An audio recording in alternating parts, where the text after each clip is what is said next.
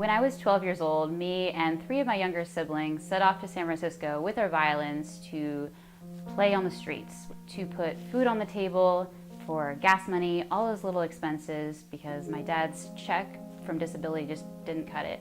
A big thing for me that I really learned from the experience was the power of connecting with people in like small, meaningful ways. Even though my playing wasn't that good, my brother was the one who really shown he could move people.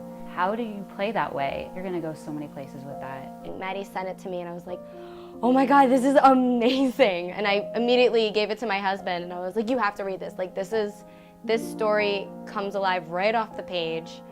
I had such a visual just through the script. I haven't read a script like that in a really long time and I really wanted to be part of it. The most exciting thing about it, I thought, was the parallel between his relationship with his father and this idea that he wants to be this premier violinist, and he's trying to find this balance where he has these moments where he wants to step beyond the orchestra, but he still wants to fit in with the orchestra.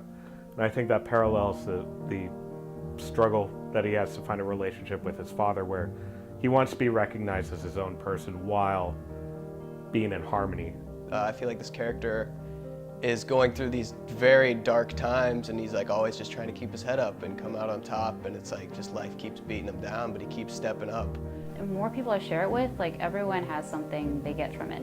And I think that's so fascinating. Like that's like one of my favorite things about telling stories is like connecting with people in all these different ways. Like a lot of people come forward as like, hey, I have a family member going through this, or I went through this.